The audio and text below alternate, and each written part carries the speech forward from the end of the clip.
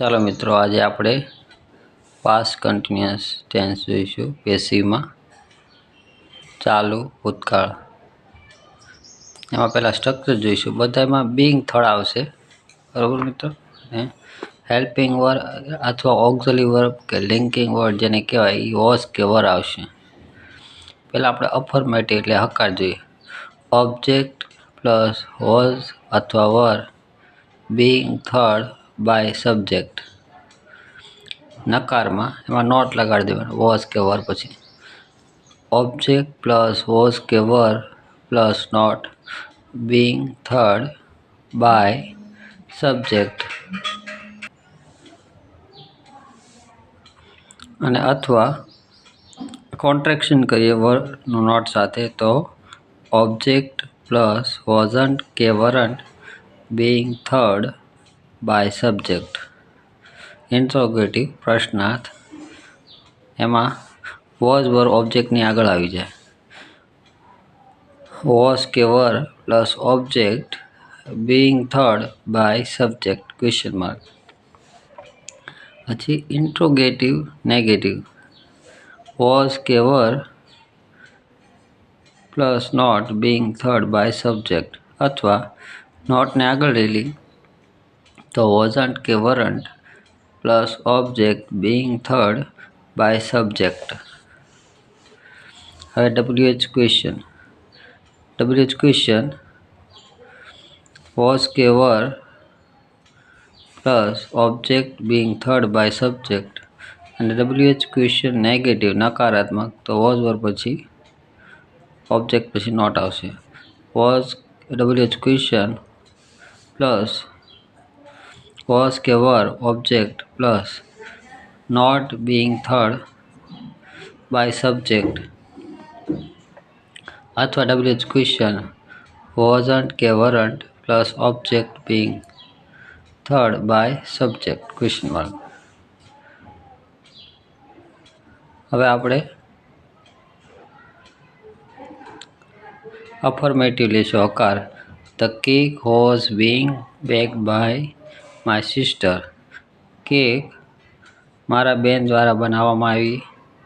Van I walked into kitchen. જ્યારે હું કિચનમાં અંદર ગયો. બનાવી રહી હતી, બનાવવામાં આવી રહી હતી. કેક બનાવવામાં આવી રહી હતી મારા બેન દ્વારા જ્યારે હું રસોડામાં પ્રવેશ્યો. The report was being written by the team. Report team દ્વારા લખાઈ રહ્યો હતો. while the manager was attending the meeting. જ્યારે મેનેજર મીટિંગમાં હાજર હતા. The movie was being filmed by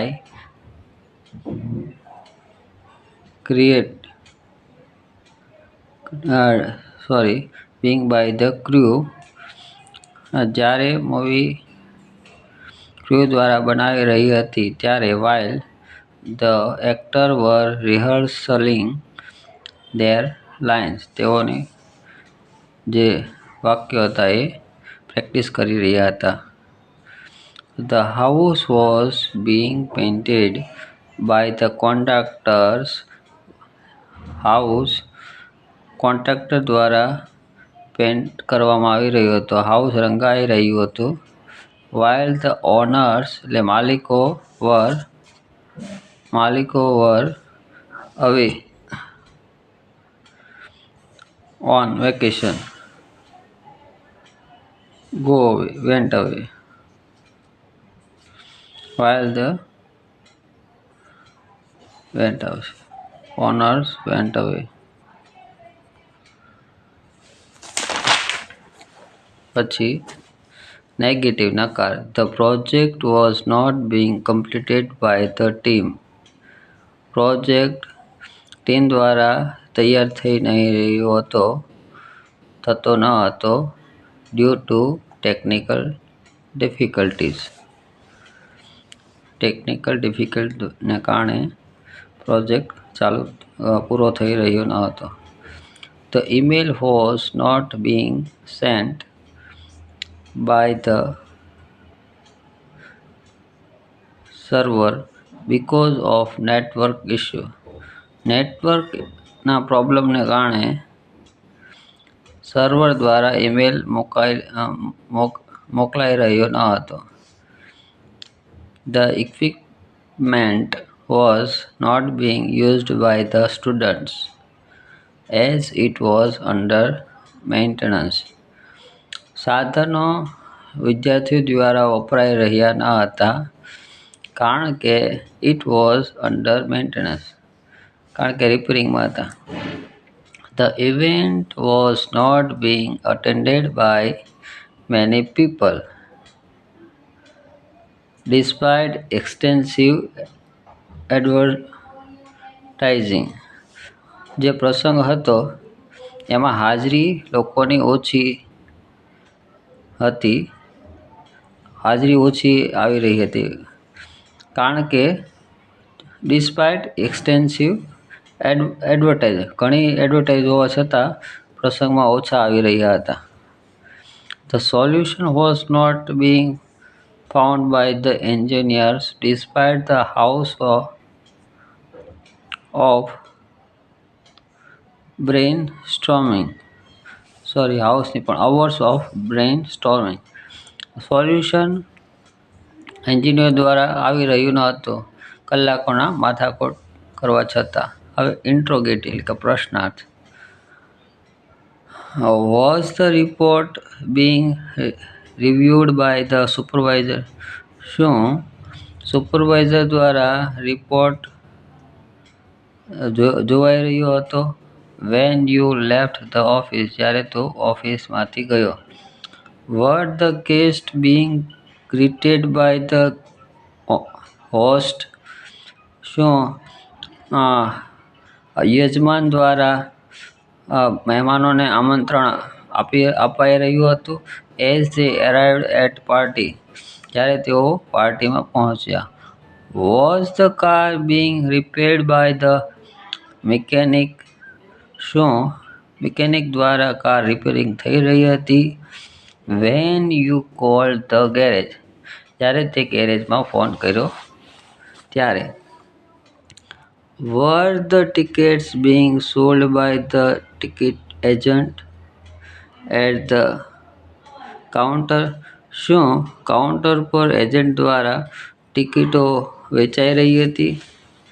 Was the room being cleaned by the housekeeper while you were out? શું તમે જ્યારે બહાર ગયા ત્યારે નોકર દ્વારા ઘર સફાઈ થઈ રહી હતી? હવે ઇન્ટ્રોગેટિવ નેગેટિવ પ્રશ્નાર્થ નકાર. Wasn't the project being completed by the team despite the deadline approaching? શું ડેડલાઇન નજીક આવવા છતાં શું પ્રોજેક્ટ ટીમ દ્વારા કમ્પ્લીટ થઈ રહ્યો ન હતો? Weren't the invitations being sent out by the event planners as schedule અથવા શેડ્યુલ બે બોલી શકાય અમેરિકન બ્રિટન એક્સન્ટ પ્રમાણે. શું આમંત્રણો ઇવેન્ટ પ્લાનર દ્વારા મોકલાઈ રહ્યા નહોતા? Wasn't the issues being addressing by the customer service team despite multiple complaints?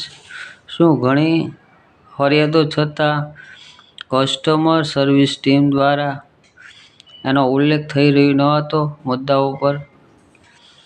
Weren't the repairs being carried out by the maintenance staff? क्या મેન્ટેનન્સ સ્ટાફ દ્વારા રિપેર થઈ રહ્યું ન હતું? ડિસ્પાઇટ ધ ઇક્વિપમેન્ટ માલ ફંક્શનિંગ, વસ્તુઓ સાધનો ખરાબ ચાલી રહ્યા હતા તોય. Wasn't the problem being solved by the IT department? શું પ્રોબ્લેમ સોલ્વ થઈ રહ્યો ન હતો આઈટી ડિપાર્ટમેન્ટ દ્વારા?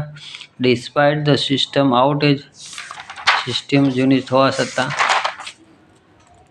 હવે WH ક્વેશ્ચન, બરાબર. What was being discussed by the team દ્વારા શું ડિસ્કસિંગ થઈ રહ્યું હતું ડ્યુરિંગ ધ મીટિંગ દરમિયાન. Who was being interviewed by the journalist દ્વારા કોનું ઇન્ટરવ્યૂ લેવાઈ રહ્યું હતું એટ ધ પ્રેસ કોન્ફરન્સ દ્વારા. When were the new product being displayed by the marketing team. Where were the new marketing team દ્વારા નવી product ક્યાં ડિસ્પ્લે થઈ રહી હતી, પ્રદર્શન થઈ રહી હતી. Why was the event being cancelled by the organizers at the last moment?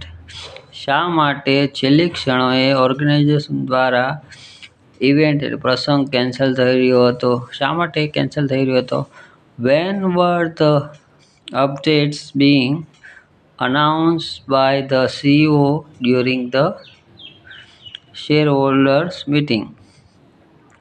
ક્યારે CEO દ્વારા શેર હોલ્ડર્સની મિટિંગો દરમિયાન CEO એટલે કંપનીના જે ચીફ એક્ઝિક્યુટિવ ઓફિસર દ્વારા અપડેટ અનાઉન્સ થઈ રહ્યું હતું. ક્યારે. હવે WH question negative. What wasn't being discussed by the team during the meeting despite the importance of the agenda.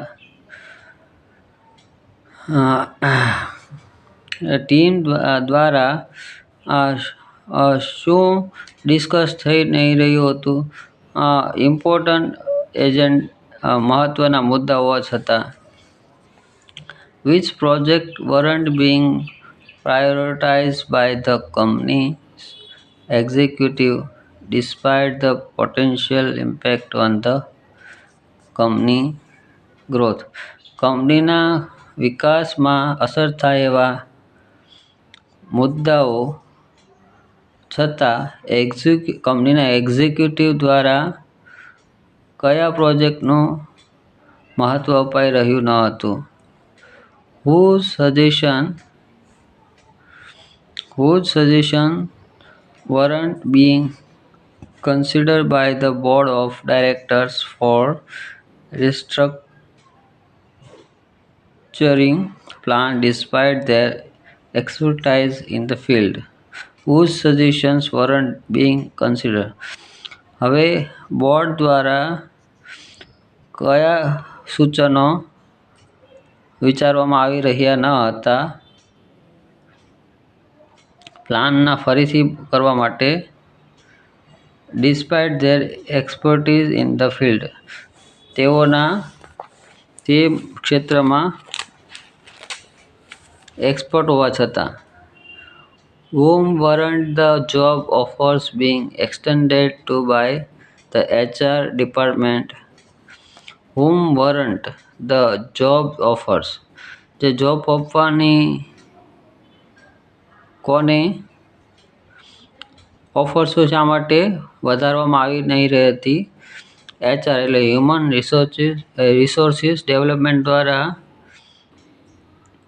જે જોબ ઓફર્સ શા માટે કોને આપવામાં આવી નહીં રહી હતી, વધારવામાં આવી નહીં રહી હતી. ડિસ્પાઇટ ધેર ક્વોલિફિકેશન એક્સપિરિયન્સ, તેઓના ક્વોલિફિકેશન એટલે કે ભણતર અને અનુભવ હોવા છતાં HR ડિપાર્ટમેન્ટ દ્વારા શા માટે કોને જોબ ઓફર નથી અપાઈ રહી હતી. whose performance weren't being evaluated by the judges during the talent show despite their outstanding talent. whose performance, કોના પરફોર્મન્સ weren't being evaluated, કદર કરવામાં આવી રહી ન હતી બાય ધ જજ ડ્યુરિંગ ટેલેન્ટ શો હોય જેમ કે ઇન્ડિયન આઇડલ છે, કોઈ બી ઇન્ડિયા ડાન્સ છે, એમાં પરફોર્મન્સ શા માટે વેલ્યુ અપાઈ નહીં રહેતી.